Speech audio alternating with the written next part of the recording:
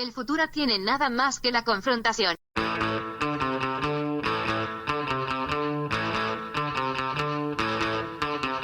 Hey, welcome to You Don't Even Like This Show. I'm your host, Adam Todd Brown. I used to host a podcast called Unpopular Opinion, and that podcast was this podcast. But then everyone else in the world decided they liked the name Unpopular Opinion a lot too, so we changed the name to You Don't Even Like This Show. Each week, me and a couple of guests selected from a pool of the absolute sharpest minds the LA entertainment scene has to offer use this here space to talk about whatever the hell we want. News, pop culture, politics, information, you name it, we talk about it. And sometimes my co-host Jeff May is here too. It's a blast. You're gonna love it.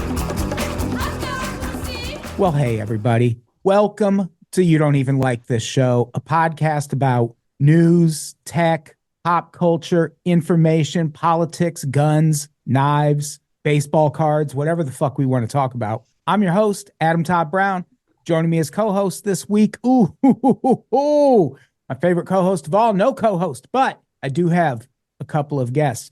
Case in point, host of a new podcast on the network, Atif Myers is here. What's up, everybody? Atif, tell people about your podcast.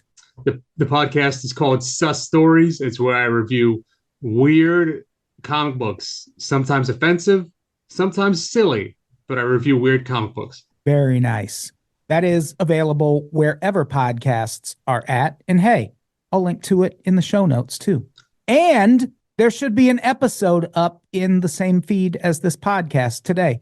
So go check all that out. Also joining us, Eric Barnes is here. How's it going, man? Hey, just hanging in there like everybody else. Eric, do you have a new podcast on the network? I do not. Why not? Give me a week. Happy to pitch something. if you're looking for content, man. I am always looking for content. Why the hell not? Speaking of content, let's talk about what this podcast is about today. Oh, that was a smooth transition. That was good. The segue brought to you by Segway. Segway when you need a segue. Segway. We are doing another local news roundup episode. We haven't done one of these in a couple weeks. I like doing these. They're very low key. I just research local news stories from around the country that aren't getting enough attention, and we talk about them. They've been a little more political than usual lately, but that is the country's fault, not mine. True. Yeah, that's life's fault in the United States. Yeah. It'd be weird if you were like, hey, guys, let's start out. There's a one-legged cat in Connecticut. Like, no, we gotta, no one would give a fuck. Yeah. Yeah, and this one-legged cat is getting deported to El Salvador.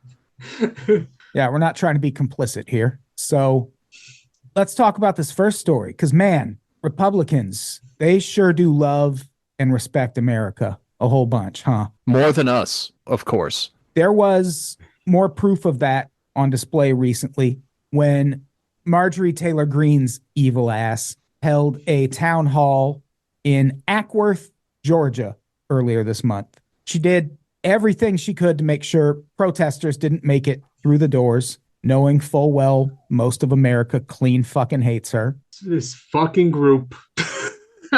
Yeah. They just are like, oh, we like freedom of speech and all this shit, but they're the most sensitive fucks. Oh, sorry.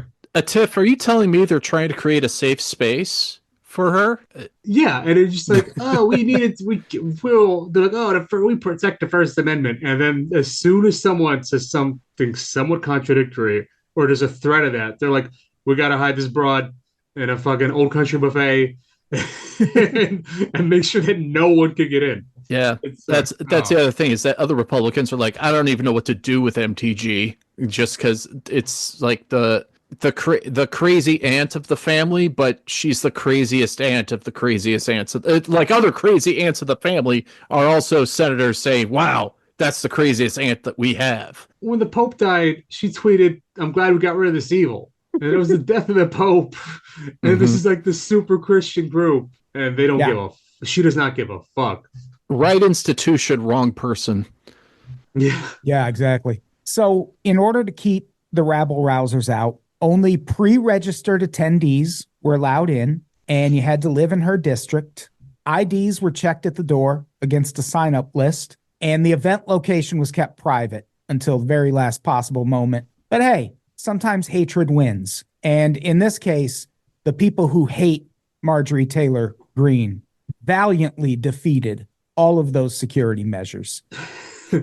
There were at least 10 disruptions caused by protesters throughout the town hall. 3 people were arrested. 6 more were escorted out by police. Among those arrested, Johnny Keith Williams, during his arrest, tasered by the police. Fun side note about Johnny Keith Williams, Marine veteran. Also, fun side note, he's black. So the cops gonna wait to at least not get in like a few fucking hits at a Marjorie Taylor Greene fucking concert. That's like a rally. That's the opener, is beating up a black guy. This was the fault in the security because they allowed a black man in. The way that he got past that was having 3 names, Johnny Keith Williams, and being a military veteran. Like, if you have 3 names and are a military veteran, you probably voted for Marjorie Taylor Greene because she also goes by 3 names. Yeah. If your name is Johnny Keith Williams and you're a Marine veteran showing up to a Marjorie Taylor Greene rally, I assume you're like playing guitar for Brad Paisley. I was literally about to say, yeah, you're playing lead guitar or bassist for, like, you know, Brooks and Dunn. Yeah. Or But yeah, he is a black man. He is a Marine veteran, independent voter. He said he was actually not even protesting. That's what I'm saying. They were just like, yo, let's beat up the black guy. I could picture these cops being like, all right, a fight broke out and the fight's over there, and they just tased the black guy to their left. yeah. Like, just getting it out of the way. Oh, man, Marjorie Taylor Greene would have had her one black friend, and then this happened. Her campaign tried to claim he was a paid protester, and his claim is that her campaign actually invited him. So this sort of feels like a setup a little bit too. Like maybe Johnny Keith got set up a little bit. He should have just not gone. Why are you why he would voter, go. Johnny Keith Williams? How are you still on the fence about Marjorie Taylor Greene? I mean, it's the South. It's the South, bro. Like, I don't, you know what I'm saying? It's the South. Some people are that bored, I guess. I don't know. What else you doing in Acktown, Georgia? Ackworth, Georgia? You ain't doing shit. Gas is like $2.50. It's like, let's drive over to Marjorie Taylor Greene. Tickets to the movie Sinners was sold out, so he decided to go to this instead. I liked that movie so much. It was so good. It's a great film. Saw it last night. Yeah. He's like, why pay to see crazy white people when we go to see Marjorie Taylor Greene? Yeah, see Marjorie Taylor Greene for free. Yeah. Like, he got tased. Also, after he was tased, he was not immediately treated at a hospital for his injuries. Instead, he was held in custody without bond for 36 hours. But yeah, tell me more about how the side tasering Marines for protesting are the real patriots. Fucking God bless America. Yeah. Yep. And she's not the only one responding to angry constituents with force. Prosecutors in northern Idaho have filed misdemeanor charges against 6 men who forcibly removed a woman from a February town hall meeting in Coeur d'Alene. It was a town hall hosted by the Kootenai County Republican Central Committee. Around 450 people attended, and a bunch of them, even back in February, were already mad, even though Elon Musk had only been president for a few days by that point. The woman who was dragged out, her name is Teresa Borenpol. She is a former Democratic legislative candidate. This is apparently a deeply Republican area, and she has run for office a couple times as a Democrat and did not win. Where's Soros? He's got to help this lady. Yeah, right? Yeah. Yeah, fund her. Yeah, how did she lose this election with, all that George Soros money she's got in her back pocket? George was too busy funding independent voter Marines, I guess. Oh, sure. To show up as opposed to actual Democratic candidates. He was paying Marines to get tasered by Marjorie Taylor Greene. Yeah. Oh, this is a targeted fucking attack on this lady. Oh, wait. Can I just add something that I forgot to in the last story? More like Marjorie-Tasered-A-Marine. Ooh. Hey. Yeah, thank you. I somehow just thought of that, which is nuts. That's nuts. Marjorie-Tasered-A-Marine? Oh, Marjorie-Tasered-A-Marine. Hell yeah. There you go. That's Marjorie Taser Green Beret. There you go. There we are. some variation of that will be the name of this episode. There we go. So, video shows Kootenai County Sheriff Bob Norris in plain clothes, but with his dumb badge visible on his belt, approach Borenpole, introduce himself, and then tell her that she has to leave or that she'd be escorted out. This is the craziest part to me. This fucking maniac at that point steps back and starts recording with his phone. Why? Why are you going to sick 5 huge male security guards on one woman and then record it on your phone? Like, cops are going to want to see this. See how we were defending ourselves. The only logic I can see in that, and it's not even great logic or even good logic at all, is to be like, oh man, this Democratic rep that keeps going up for office, I'm going to catch her doing something humiliating or saying something. And that way it could be used against her for when she runs again. That's the only thing I can find. Other than that, yeah, it's just 3 large men just accosting and manhandling one lady. Or did he just discover World Star Hip Hop? They're late to the party in Kootenai County. And it's like, I got some content right here for this website that was cool back in 2014. Yeah, it's just called America Star now, a tiff. Oh, yeah. Kind of closing down ranks in this country, so. But, like, did she raise a stink to not leave? That's the thing. I feel like we were just talking about how sensitive these motherfuckers are. I feel like there is a sizable portion of conservatives who think that you telling them no constitutes just cause to notify the police. And in this case, I think all she did was say, no, I'm not going to leave. Yeah. And when he started filming, 3 security guards at first come and start grabbing at her. No identifying symbols on their clothes. They're not wearing uniforms. So she's like, will you identify yourselves? They don't. So for all this woman knows, she's just getting black bagged by the Kootenai County Sheriff. Yeah. Jesus. And then they forcibly drag her out. And yeah, this maniac was filming the whole time thinking he was going to go to court and be like, but Your Honor, she told me, a white Republican male, no. Yeah. What else was I supposed to do but drag her out? She was infracting on the representative's freedom of speech by yelling. Don't you see? Bro, the judge is probably going to side with the fucking cops. That's the fucking sad part. You know, if it does go to court, I don't know, man. The cops usually get away with a lot of shit. Actually, 6 people have been charged in this. 5 of the men who were charged were all associated with a private company called Lear Asset Management, which is somehow the name of a security company. That company had its license revoked by the city. Fucking good. Incident. And a 6th man who was not associated with Lear Asset Management was also charged with misdemeanor battery. So I'm assuming that was just some fucking redneck who saw Nazis in need and decided to jump in and try to drag this woman out too. Yeah. They need 6 of them for just one woman. Yeah. Unarmed, I should say. Also, I would like to add, they have not received due process because to Republicans, due process means I don't get charged for doing anything. Mm-hmm. That's due process. That's why Stephen Miller went on Twitter and said, well, none of the January 6th protesters got due process. Bitch, every one of them did. They all got trials. They all got lawyers.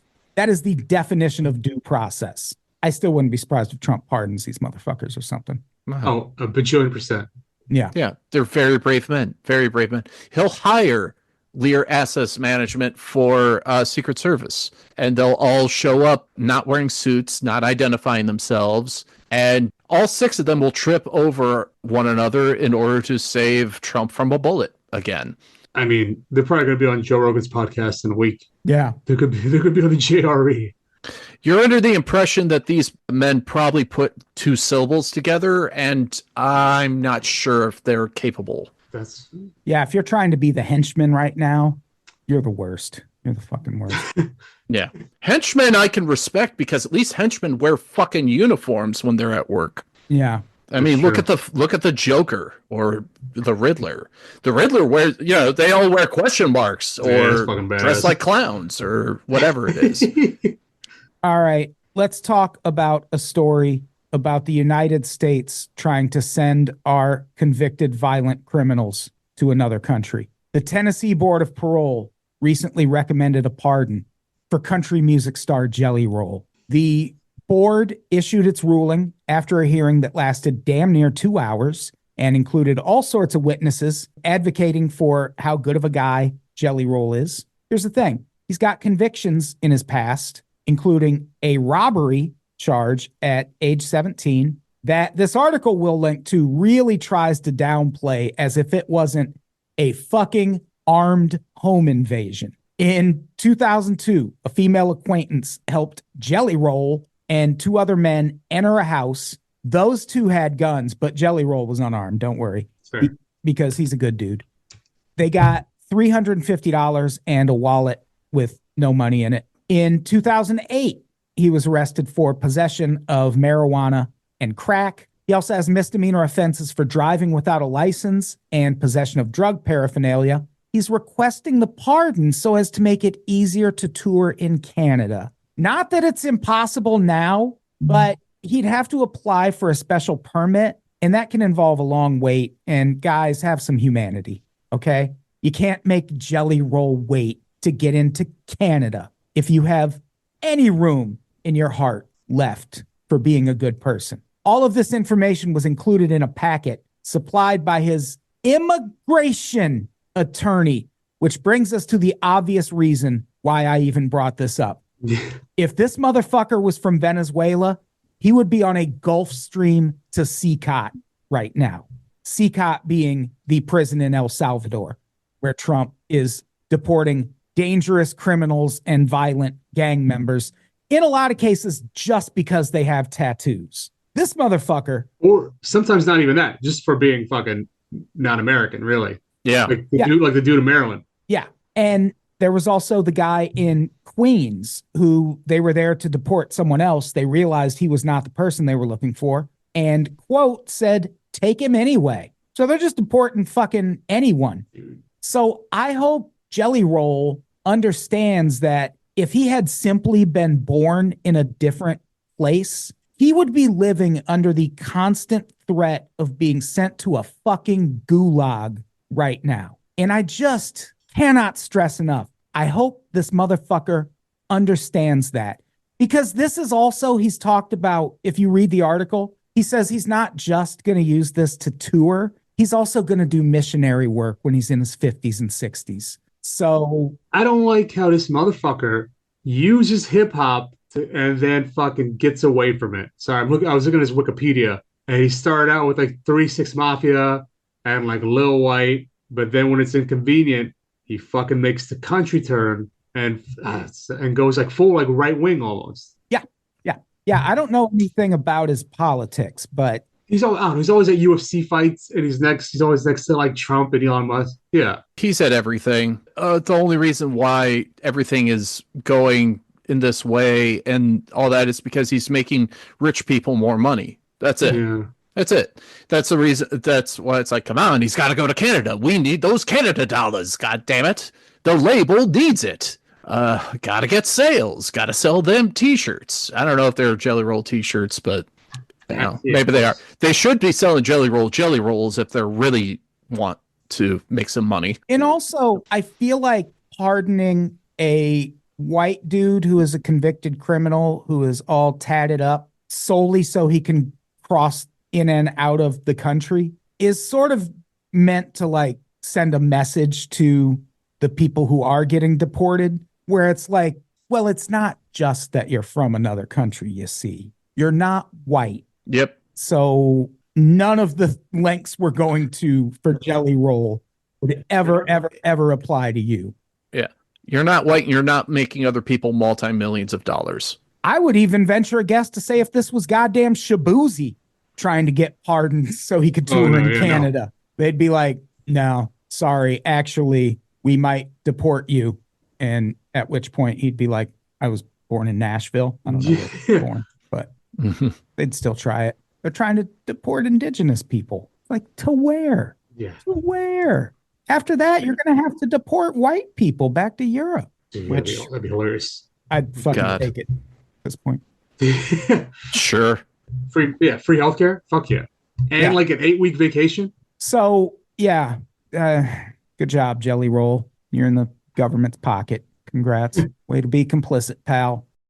All right. Speaking of our current immigration nightmare, Kristi Noem, Homeland Security Secretary, a.k.a. mass deportation Barbie. She was eating at a burger restaurant in Washington, D.C. called Capital Burger recently. They have good burgers there. Oh, yeah? Yeah, I don't blame her for that. That's like the best choice she's made in a while. That place is pretty good. So that's what brings the right and the left together. She was there with her kids and grandkids when a man wearing an N95 mask stole her purse from underneath the table. I'll tell you one thing that bums me out about this story right off the bat is I doubt this guy knew who he was stealing from, because another purse that got stolen in this same area very recently, and it was the same MO, guy was dressed the same. So yeah, I hope he was just looking for purses and then was like, holy shit, that's Kristi Noem. I'm going to steal her purse. But God, that seems like a risky endeavor if you're just a common purse thief. That's like going from murderer to political assassin. Those are two highly different crimes. DC is weird with crime. Started to pay off because like I remember when I lived there, there was like a block where like nobody parked because like some dude just always robs the cars there. And even the cops are like, why would you park here? Dozens of cars get broken into here every day. Like there's just some guy who does it. So it's funny that somebody's like location for crime is like Capital Burger. Yeah. I mean, that's probably where the people with money are, though. Oh, no, 1,000,000%. Yeah, right there. Yeah, for sure. Yeah, I doubt that she was specifically targeted like, I'm going to rob Kristi Noem, especially since, you know, to the point of the article, where the fuck was her Secret Service detail? It's like, oh, easy mark. Got her. Snatch and grab. Well, what's great about that, where was her Secret Service detail? About 20 feet away at a table between her and the door. So someone should have seen something and stopped it. But yeah, they did not. Apparently, this guy he sat down with his back to her back. So like they're at, tables next to each other, but, you're sitting back to back. And just like with his left foot, dragged her purse underneath his chair and then just picked it up and fucking walked out. Amazing. Fuck. It's so easy. That's so simple. Yeah. There was $3,000 in cash in her purse, along with credit cards, keys, and her DHS identification badge.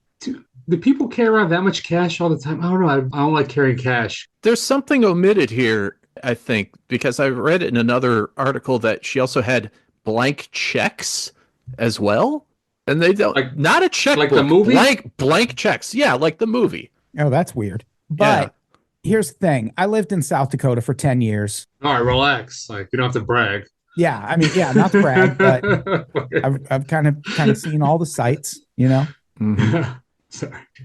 I knew a woman in South Dakota who, by her like 50s or 60s, had never learned to use an ATM machine. And this was like decades and decades and decades after those were invented. And also, how fucking hard is it to learn an ATM? You put your card in and do what the screen tells you. And that was like too much technology for her. I worked at an insurance company with women in their 40s, 50s who were anti-computer to the point that I thought they were like Amish or some shit. Like if you tried to tell them how to do something quicker on their computer, they were like, this is how I've done it my whole life. And it's like, well, you should be fired because you refuse to improve at your job. Yeah, how do they do things? Yeah. The hard way. And I wouldn't be surprised if Kristi Noem is carrying around $3,000 in cash because she's one of those South Dakota moms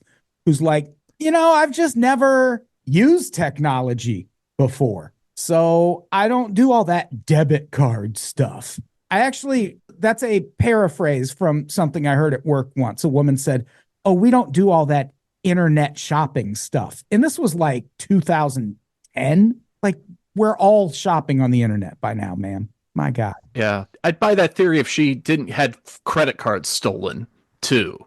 Yes. Yeah, but you don't have to enter a PIN number for credit cards. That was the whole bridge people didn't want to cross. That's way too much thinking.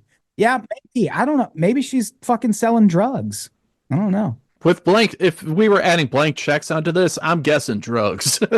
I think if the police find her purse, they should keep that money until she can explain what it was for. Well, also, if you're keeping your all of that and the $3,000 in cash alone, but that on top of her DHS ID badge, like all kinds of secret nonsense, why the fuck would you keep that in a purse? For one. For two, why would you put that purse on the floor? Here's a thought. Make Secret Service hold it. Hey, there's an idea. Yeah. I mean, those guys hate their jobs, to be honest. They hate their jobs, but that is their job, is to be like, here, hold this. That's sort of their deal, right? Dude, I used to talk to like a bunch of Secret Service people when I worked in DC, and they were all just miserable because they're like, it's the most boring shit. We have to fucking follow around some fucking old person for hours. Like, they just hated it. So I feel like they were just like happy to get a reprieve from her, and they're like, no one killed her, whatever. Like, they must have, because one of them had to have noticed and be like, whatever, she's not gonna fucking die. I don't give a fuck. Like, whatever. I didn't see shits. Yeah. This lady fucking yelled at me because you think she's an easy person to work for? Oh, definitely. Maybe it's to your point earlier. Maybe the burgers were so delicious. They're good burgers. They were distracted. They were so enthralled by their meal that they didn't even notice. Nah, dude, the thievery taking place. There's no way they were happy to work for that lady. Oh, and I'm not saying they were happy, but they were so filled with burger-filled joy and contentment at that very moment. Each and every juicy bite of that capital burger distracted them and provided the smokescreen needed to pull off this robbery. Maybe. Dude, that's yeah, poetic. I also knew a woman in South Dakota who was in her 30s and had never driven on a highway. What? How does that happen? How's that fucking happen? I don't know how you even get around Sioux Falls, South Dakota without getting on a highway at some point. My aunt was like that in Maryland. She like drive to DC just on surface streets. And it's fucking psychotic. It's fucking psychotic. The streets now are as like wide as some of the highways. All right. This next story. This is kind of local to us. The three of us, we all live in California. Here's the thing. I told all you motherfuckers that Scott Peterson is almost certainly innocent. And now the LA Innocence Project has filed a petition in court presenting new evidence and witness statements that they claim prove Scott Peterson did not kill his wife, Lacey Peterson, and their unborn son, Connor, in 2002. Here's a quote from the LA Innocence Project. Had the jury heard this evidence, it is highly likely they would not have reached a guilty verdict. End quote. I actually think that is not true because there's a documentary out there, which is the reason I think Scott Peterson is innocent. They make a great fucking case for a lot of reasons why he almost certainly did not do this. Didn't he admit it? Am I crazy? Oh, okay. I'm sorry. No, he never confessed. Okay, I'm sorry. The reason I don't believe what they just said about the jury is if you watch this documentary, the jury is a big part of the problem and a big part of the reason he got convicted, because this was happening at a time when being a part of a highly televised trial made you a TV star or got you a TV show or got you on a reality show. The jurors in this case very clearly and blatantly were angling to be TV stars after this was over. And the only way that was going to happen is if they convicted Scott Peterson. And you don't have to take my word for it. Go watch the fucking documentary. He got railroaded by the goddamn jury, and everything you heard in the media about why he should be guilty was fucking police lies.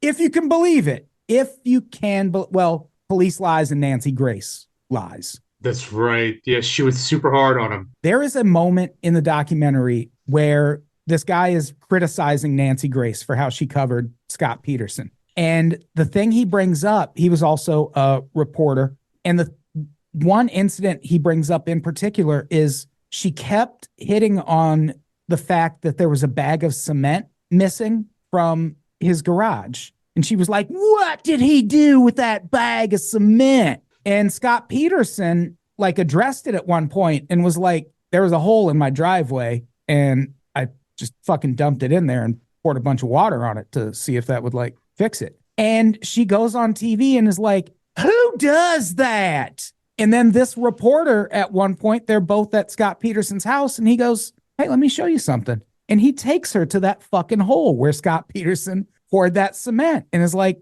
there you go. There's your answer. And you know what Nancy Grace did? Never mentioned it again, including never getting on her show and going, so that thing I said about the cement, I'm wrong. She just fucking left it at that. And there are so many instances in the Scott Peterson trial where people just heard lies and believe them to this day. And that is why they think he's guilty. This motherfucker is not guilty. I.e. me thinking he confessed.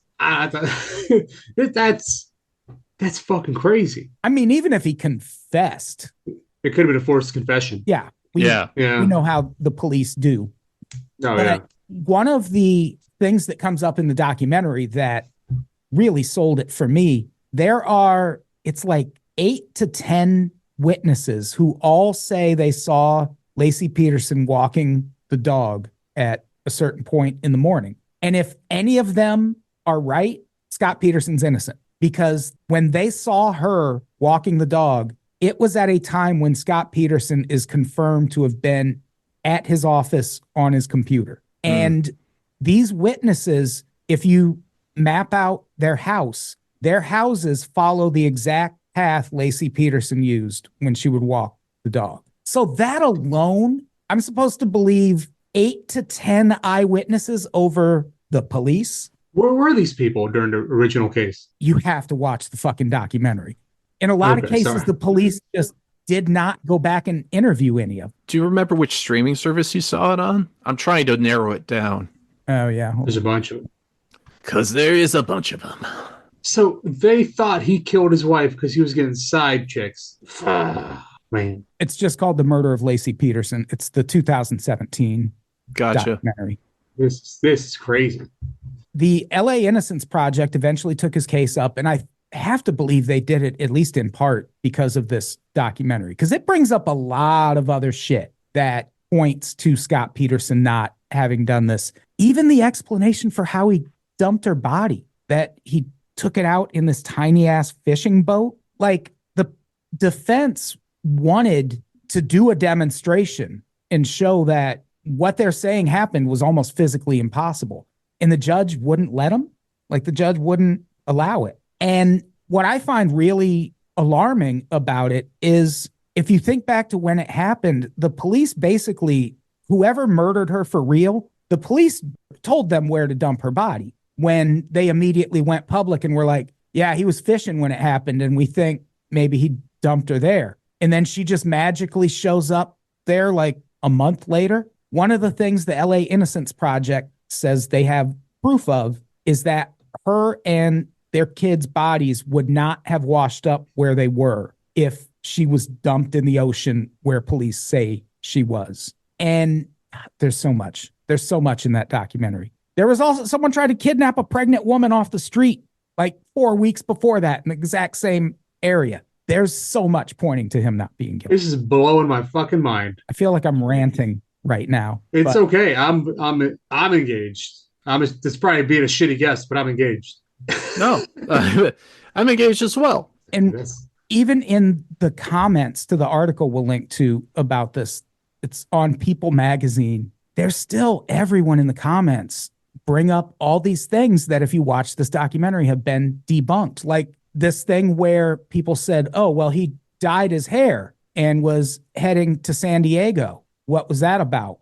One, the police told him to dye his hair to avoid the media. There is a picture of him with his blonde hair talking to a cop, like leaning against a cop's car, talking to a cop. So he didn't dye his hair to get away from the fucking cops. He went to San Diego because his fucking family lived in San Diego. He wasn't trying to get to the fucking border. His family lived in San Diego. Why did he have 2 ID cards? He was on his way to play golf with his family. His brother was a member of that golf club and got a discount. He and his brother look a whole lot alike. He was planning to use his brother's ID to get into that golf club to save a little money. Completely fucking innocent explanations for all of the shit that sent this dude to prison. All of it. It's crazy. Damn. Well, I find him innocent of everything except for he has to pay full price for that time he went golfing. Oh, yeah. He should be, shipped to El Salvador for that, for sure. Well, of course, yeah. Rob taxpayer money. That was No, you don't rob a country club. you don't defraud taxpayers. No, come on. Yeah, That's crazy. LA Innocence Project also claims they have a witness who overheard a conversation between the burglars who broke into a home across the street from the Peterson home the morning she was murdered. That's one of the theories, is that she saw this burglary in progress and confronted them. And that's what got her murdered. How bad were his lawyers? That's the thing. If you watch this documentary, his lawyers were like, we were positive we were going to win. There was no doubt in their minds that he was going to be found not guilty because the case against him was fucking shaky as shit. That's why they had to prosecute him in the media. The case against him was nonsense. It made absolutely no sense. Here's the thing. A lot of the case against Scott Peterson demands that you believe the police over witnesses. And one of the craziest things the police pulled in this, that robbery that happened across the street from the Peterson home the day she was killed, the police later came out and said, no, we were wrong. That actually happened 2 days later. By 2 days later, media was all over the Peterson house. They talked to a lawyer in that documentary who's like, I was at Scott Peterson's house at 5 a.m. that day.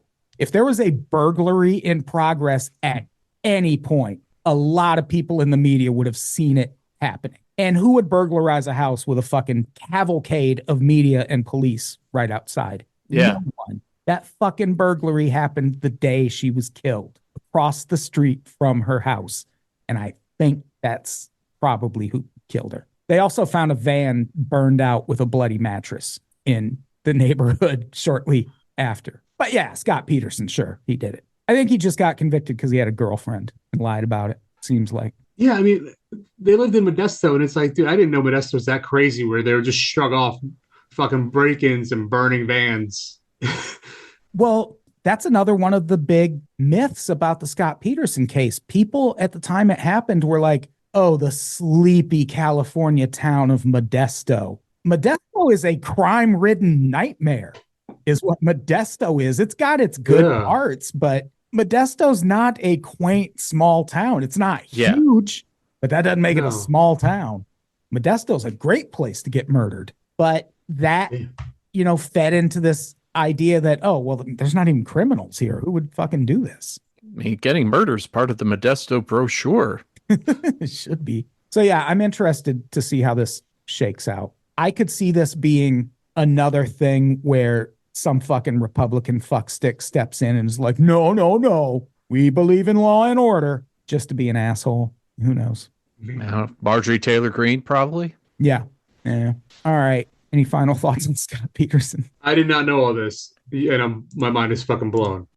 All right. Next story. There are a lot of things Trump wants to send Americans to CCOT for these days, and one of them is Tesla vandalism. You monsters. Sidebar, how satisfying was that video of Elon Musk literally crying on television because people were making fun of him for losing money? Like, that motherfucker actually was like, who does that? Tim Walz is a jerk. And it's like, that was the same month he tweeted, empathy is the Western world's biggest failing. That's what I'm saying. He's fucking people, and he's like, oh, I have to get out of politics because the left is too mean. And it's like, you fired thousands of people. Yeah. Like, Yeah. it took away benefits from fucking thousands, if not like most You Americans. fucked over lives, but your fifis were hurt. You were never even elected. You shouldn't even be in politics. Yeah. And also, the literal richest man in the world Yeah. is going in and cutting jobs to save government money. Fuck you, bitch. I'm so glad it's not going well for him. Yeah. Fuck that guy. No, if one thing he's proving is that you can't buy being liked. Yeah. And you can't buy a Wisconsin State Supreme Court election. Yeah. Your wealth did not overcome people's outright despising you. That's kind of a validating thing if you really think about it. I think some of these motherfuckers actually have it in their head that Trump did win 2024 by some huge landslide. It's like he won by less than 1%. Yeah. Yeah. It was super fucking close. And I think a lot of these motherfuckers really are buying that idea that, oh, Trump won in a landslide. This is a mandate. It's like, no, most of the country still fucking hates you. It's just that a lot of them hated Kamala Harris even more. And didn't most people not vote? There's that too. We brought it up on the episode we did about Elon losing that Wisconsin State Supreme Court election. Trump won Wisconsin, I think, because he won Madison and Milwaukee, which never happens. Republicans never win Madison and Milwaukee, but that's where the progressives are in Wisconsin. And progressives hardcore did not fuck with Kamala Harris in 2024. Yeah, no, she did. That shit's not going to carry over to a state Supreme Court election just because Elon Musk is t-shirt cannoning bundles of dollars into the crowd. Like, Wisconsin's smarter than that. And that's why Harris didn't fucking win in 2024, because people knew what they were voting for in areas like Madison and Milwaukee. Yeah. They recognized, well, we're either voting for a genocide or an impending genocide, and I don't like either of those choices. So I think that's why Trump won in 2024, and that shit's not going to replicate. And her platform was like Republican light. Yes. Yeah. Yeah. Like, Fucking Liz like, Cheney trying to make appeals to centrist thinking, all that type of stuff. That's the thing, is like, if you're going to combat Coca-Cola, you don't be like, well, we have RC. We can be the RC cola of the whole thing, as opposed to an actual fucking alternative. And that's the deal. Is like, nah, I'll just be fucking water. At least be water, Most liberal policies won with like landslides. Yes. Like, they just should have. It's fucking whatever. It's whatever. It's all labeling. It's all labeling. As soon as something gets as soon as you remove a socialist label out of it and just be like, this is what the thing does, that's when that's when people vote for it.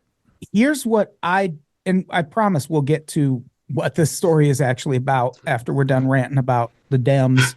But what absolutely blows my mind about the campaign Harris ran, even before she entered the race, in states like Kansas, abortion ban bills were getting shot down by voters. In fucking Kansas, campaign on that. Campaign on abortion. But I feel like she thought, oh, well, that's going to alienate these Republicans I want to vote for me. They're never going to vote for you. Yep. Yeah, no. Never, ever, ever. No. If you like cola, you're going to fucking drink Coke. You're not going to vote. You're not going to choose RC over it. You're not. So don't bother. Yeah. Be Fago. Be Fago. Whoop, whoop. Juggalo that shit. Chug down some rock and rye, for God's sakes. Add variety, because that's the choice of the generation. So back to Tesla. In light of the fact that Trump did literally say people vandalizing Tesla dealerships should be sent to El Salvador. Yes. So we should probably keep an eye on the case of 33-year-old Dylan Adams, a Minneapolis man who works for the Minnesota Department of Human Services. He was recently caught on surveillance cameras vandalizing at least 6 different Teslas in the Minneapolis area, causing over $20,000 in damage. Allegedly. They gave that number to him. because I think you wrote it best, but I mean, keying cars, they just he keyed cars. Yeah, he keyed cars. I wrote this in the notes. Fixing a keyed car, it all depends on the damage. It's between $500 and $1,500. Now, this could be $20K legitimately because Teslas are made with bullshit materials. Oh. For all we know. So it's expensive. All I know is that Teslas are expensive to repair because that's what you do. That's what happens when you fucking privatize everything, and everything has to be made in a privatized, has to be repaired, fixed, it's shifted over in a privatized dealership and not a third party mechanic. Here's the thing. I don't love this as a form of protest. This seems different to me than vandalizing a Tesla dealership. Like, that's hitting Elon Musk. This, like, I know I've heard people be like, "Oh, Democrats aren't even selling their Teslas." They can't. Are you still on Twitter? Are you telling me that as someone who's still using Twitter? Because that's way easier to get rid of than a fucking Tesla right now. Yeah. So I don't know that this is the right form of protest. For sure. Yeah. I absolutely get it. It's not the right form of protest. It should be $20K in damages is the point. Definitely not. Unless the guy is somehow a fucking Picasso with a key and is making works of art over panel upon panel of those and using Teslas as a canvas with it. I mean, six cars are probably charging them like $3,500 per car, you know? Yeah. Just like they're looking for like the most expensive version of how to get it fixed. They're not cheaping out. And that's probably the dollar amount that makes it a felony too. They're just like, they're pardon the phrasing, trumping it up. Yeah. They're just randomly going to say that. And the other reason I think I would not suggest this as a form of protest is the exact reason this guy got caught. There are cameras everywhere, people. Everywhere. We don't celebrate it like England does, but we probably got more than them even. Well, Teslas have cameras on them. Yeah. And he wasn't wearing a mask. Like the ways they caught him, I watched the clip, was they just got Tesla footage of him walking up with no fucking mask, just his white face, and just cutting into his key in a car. Like, he didn't even try to hide it or anything. Yeah. So again, not the recommended form of protest, I would argue. But on the bright side, for now, it seems like Dylan Adams is going to be fine. Hennepin County Attorney Mary Moriarty said her department will not be going forward with charges against Adams. She said the decision was based on, quote, the best interest of public safety, end quote, and argues that for someone with no criminal record, doling out a felony charge would potentially ruin the accused's life. Also, he's white. So that's the thing. Yeah. If it was like if it was a black 4-year-old, he would have been in jail. Yeah. Yeah. Yeah. She'd have been like, I understand the sentiment, but we can't handle lawlessness. Being white is why he didn't wear a mask. Probably. True. You know? That's absolutely right. Yeah. Yeah. And basically what they're doing is something called diversion, which instead of just going immediately to arrest, trial, criminal record, you just like work it out to where the person who did it can pay restitution to the victims. Everyone's happy. No one has their life ruined, which she makes a perfectly fine point as to why you would do that in this case. Yeah. Here goes. This is a quote. This person did not have a record. For most property offenders without a record, they go to diversion. I had a conversation with somebody who wanted to know why we made this decision. And I said, this is how we handle first-time, low-level property cases. Should we have treated this gentleman differently because it's become a political issue? End quote. And she's right. This is, without the Trump-Musk angle, this is a very low-level crime. If it were all a bunch of fucking Mazdas, this doesn't make the news. Nope, not at all. And so, yeah, I am legitimately interested to see if the Trump administration gloms on to this. See, I don't know, because he's white. See, that's the thing. That's going to send the strongest message. You round up a fucking white 30-something male state government employee and ship him to El Salvador because he keyed some cars. That is going to have a chilling effect on protest of any sort. If he does do that, I hope he's straight, just to kind of get all of the groups together. Yeah.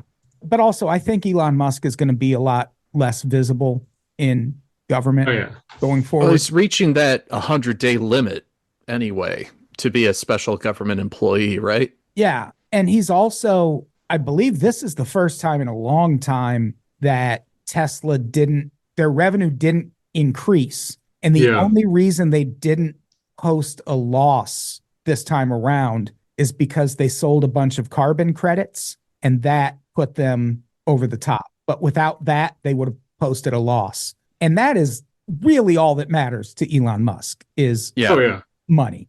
And he's not going to risk losing money over this, which is crazy. Because again, richest man in the world. I would risk losing so much money to take over a country. You kidding me?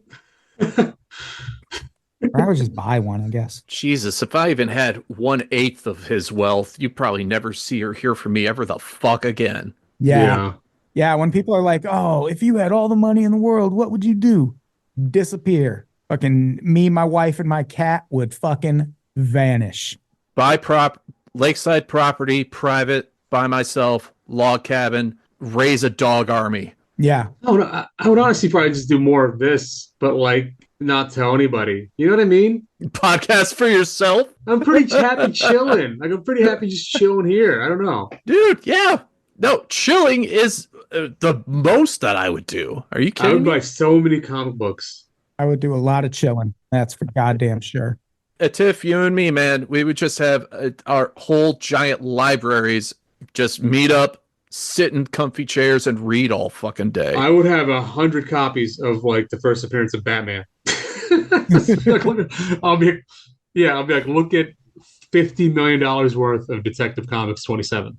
Yeah, just have a bunch of them framed, but one of them, just to have as like tissues, just because you can. Just have it on the coffee table so people. Yeah, there you go. Up and this read is very low level dreams, but I'm all about it. Yeah, is it low? Yeah, dude, that's Now let's close out with a story about a far less virtuous vandal. This is so crazy to me. Someone armed with a chainsaw cut down several trees along downtown LA streets recently. They were cut down overnight between Friday and Saturday morning. And it's a lot of trees. Pretty much all of the trees between Hope Street and 9th Street, Grand Avenue and 5th Avenue, Broadway and Cesar Chavez Avenue, Olympic Boulevard, and Figueroa Street. That means nothing to listeners who aren't from here, but that is a pretty sizable section of downtown LA. It's a shit ton of trees. Yeah. It is a lot of trees. What do the trees do? There's some theories. The one thing that has been put out there is maybe this was a target the homeless kind of thing, because the majority of LA's homeless population is in or around downtown LA, and trees provide shade in the hot summer. So this would be a means to just make shit even more uncomfortable for people down there. But I actually, in the article we'll link to, there is a amateur arborist named Stephanie Carey who runs the Trees of LA Instagram account. And I think she actually has a decent theory, or at least had a decent theory, because spoiler, someone's been arrested. And I don't know if he was thinking about it this deeply, but all of the trees that were chainsawed down were laurel figs. And laurel fig trees are the ones that you see this a lot in LA. You'll be driving and then you look over and a part of the sidewalk just looks like it's fucking exploded. Like something's growing out from underneath it. That is the roots of laurel fig trees. They absolutely destroy infrastructure, but they're also apparently very good for the environment. But here's the thing. If somebody knew enough to destroy trees because of laurel figs, they would have went to like the board. You know what I'm saying? They would have, like, only someone who would write an angry letter knows that laurel figs are fucking devastating. Yeah. Mm-hmm. Well, or it could be someone who knows all that, but also knows, well, I'm not going to do this myself. Like, speaking of homeless people, there are plenty of people downtown in LA that I could arm with a chainsaw and the $3,000 No. stole from Christy Gnome's purse and send them off on this mission. Bro, I am looking at the guy who they arrested. He looks like a white supremacist. He sure does. He really is a scary looking guy. 45-year-old Samuel Patrick Groft is your alleged suspect. Authorities say the dollar amount of the damage is around $347,000. So I don't know if these were fucking Tesla trees or what, but I mean, to replant a tree there and to dig up all the roots and the permitting and the people you're going to need, plus their overtime, plus kickbacks to give to this Tree LA lady. yeah, Shit adds up. Yeah. got to pay the guy who cut him down so you can Dude. causing all of this new work for everybody. God. And that dollar amount only covers 8 of the trees. There's like 3 more that have yet to be figured Son of a into that bitch. amount. No word on a motive yet. Yeah. I'm just kind of wondering how this one guy got away with all of that. Like, that's a wide area, you know, without someone bringing up a phone call. Like, he got a lot done. He wasn't even wearing a mask. What's up with people not wearing masks? I would argue the chainsaw, the loudest, aside from jackhammers, of any form of It's true. hardware equipment. And not a single car was damaged, seems Yeah. like. Well, that's what's important, Adam. I mean, I guess that's why you do it that time of day. You're thinking about the community. Mm-hmm. And this was like, some of it was in the afternoon, too. It's like broad daylight. Yeah, that's what I'm saying. I don't get that. Dude. Also the logic about, you know, making it harder for the unhoused, you know, that's sound on one end, but on the other, I don't know about you. I've worked with a lot of those people, and a lot of them aren't mentally well, so they're not even thinking about being in the shade. A lot of them end up just, even in shady areas, still bake themselves in the sun. They really do bake themselves. I think there's multiple reasons, you know. people in that situation. It runs the gamut as far as why they're there. I think They should send this guy to fucking CCOT. I don't know about that. Let's start with Jelly Roll and see how the country takes it. Just someone just take a Sharpie and write MS-13 on his knuckles and send him over. He's got some shady tattoos. Or don't. Don't do that to anybody. I don't want to advocate for sending anyone to CCOT. No, don't go to CCOT. Most violent criminals, one exception, Elon Musk. We can deport him Yes. to CCOT. That'd be fine. Yeah, no. Due process for everybody, obviously.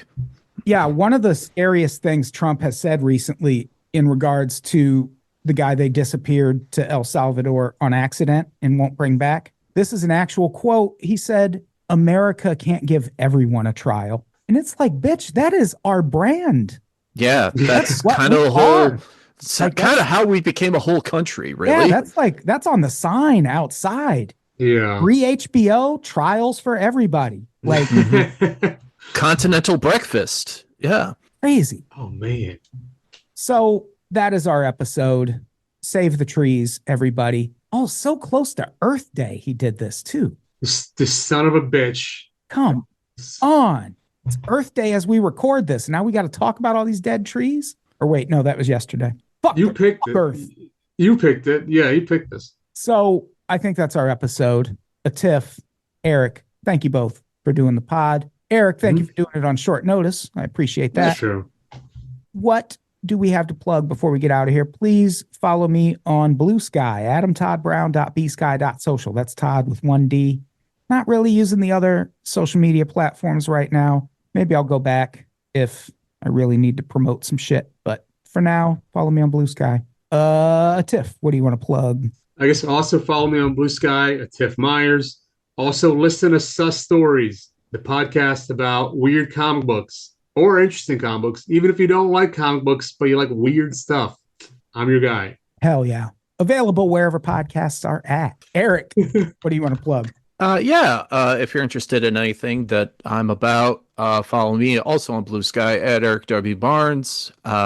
Please listen to everyone's podcasts that are on this network, because more than likely they're my friends and I like them, including Present Company. And if you're into action figures, if you like TMNT / Masters of the Universe / Street Sharks / whatever the hell. Pre-order some Monsters at bigbadtoystore.com. I write a lot of the lore and am helping as a creative consultant for this original action figure IP.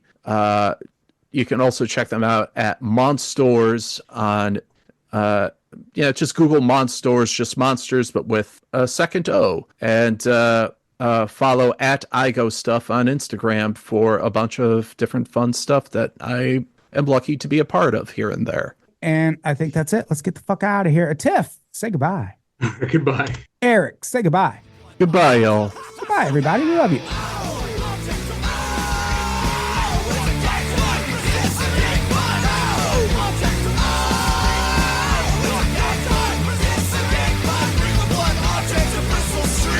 Bring a blood object to Bristol Street. Bring a blood object to Bristol Street.